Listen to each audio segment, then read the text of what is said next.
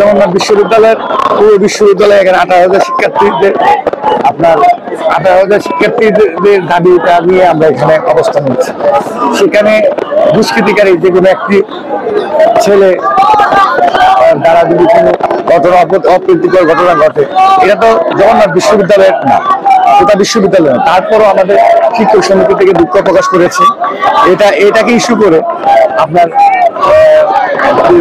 দায়িত্বশীল পদে থেকে উপদেষ্টা এটাকে ইস্যু তৈরি করে আমাদের তাদের দাবি অবজ্ঞা করতে পারে। বিভিন্ন সময় বিভিন্ন অ্যাঙ্গেল থেকে বিভিন্ন প্রশ্ন থেকে আমরা বিভিন্ন সময় আবাসন সংকট নিয়ে আন্দোলন করে আসছি। তো তারপরে এই আন্দোলনটা হলো আমাদের যৌক্তিক দাবি এবং প্রত্যেকটি বিশ্ববিদ্যালয়ের যে বাজেট হয় অর্থ বছরে আসে শিক্ষা বাজেট, সেখানে দেখবেন আপনি ওরা বাজেটটা দেখবেন গত বছরে অর্থ বছরে সবচেয়ে লো যে ফিগারটা সেটা জগন্নাথ বিশ্ববিদ্যালয়ের জন্য। তো আপনার বিশ্ববিদ্যালয়ের আবাসন সংকট আছে, আবার আপনার বাজেটে আপনার বৈষম্য করবেন। তো সেটা তো 18,000 শিক্ষার্থীর প্রাণের দাবি। এটা আমরা সকল শিক্ষার্থী এবং আমাদের ক্রিয়াশীল সকল ছাত্র সংগঠন মিলে আমরা ঐক্যবদ্ধভাবে আমাদের দাবি আদায় আমরা রাজপথে গতকালকে মিছিল নিয়ে এসেছি। তো এই মিছিলে পুলিশ অতর্কিত হামলা করেছে।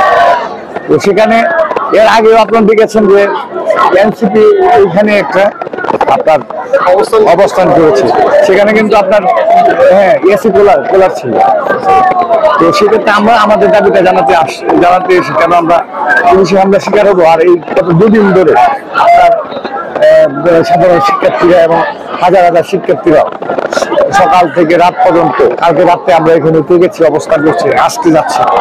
এই দুদিনের ভিতরে কি আমাদের যে যৌক্তিক দাবি, এই দাবি সরকারের এখনো পর্যন্ত আমাদের কোনো আশ্বাস, এখনো মানে কার্যকরী আশ্বাস পাচ্ছি না।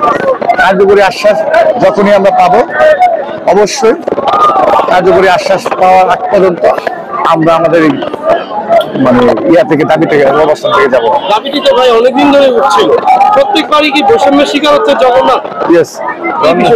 জগন্নাথ বিশ্ববিদ্যালয় 2005 দেশনেত্রী বেগম খালেদা জিয়া ঘোষিত একটি ক্যাম্পাস। সেখানে আপনার শুধুমাত্র দেশনেত্রী বেগম খালেদা জিয়া ঘোষিত ক্যাম্পাস বিদায় আপনার তৎকালীন সরকার এবং স্বৈরাচার প্রেসিডেন্ট সরকার শেখ হাসিনা এই বিশ্ববিদ্যালয়কে বৈষম্য স্বীকার করেছে। এরই ধারাবাহিকতায় গত 17 বছর ধরেই আমরা এই বিশ্ববিদ্যালয়ের বিভিন্ন শিক্ষকদের এবং বিশ্ববিদ্যালয়ের যে মানদণ্ড একটা বিশ্ববিদ্যালয় থাকা উচিত কোনোটাই ফুলফিল হচ্ছে। এবার তো ছাত্র জনতার সরকার, ইন্টারিম সরকার, এই সরকার আসার পরে কেন জগন্নাথ এরকম বৈষম্যের শিকার হচ্ছে বলে মনে করেন? এটাই আমাদের কাছে প্রশ্ন, এটাই আমাদের দাবি যে জুলাই আগস্ট বিপ্লবে সকল দলমত নির্বিশেষে সকল সংগঠনের হাজারো শিক্ষার্থী, হাজারো সংগঠনের নেতাকর্মী, ছাত্রদল সহ অন্যান্য সংগঠনগুলো, ছাত্র সংগঠনগুলো নেতাদের রক্তের বিনিময়ে অর্জিত এই ফেসিবাদ মুক্ত দেশে আমাদের যে রক্তের উপরে দাঁড়িয়ে আছে এই সরকারটা সাধারণ শিক্ষার্থীদের তার আগে বুঝার কথা। তো তাদের কাছ থেকে আমরা দাবি আদায় করতে এসে যদি হামলার শিকার হই, তাহলে তো অবশ্যই ছাত্র জনতা বিক্ষুব্ধ যাবে, এটাই তো বাস্তবতা।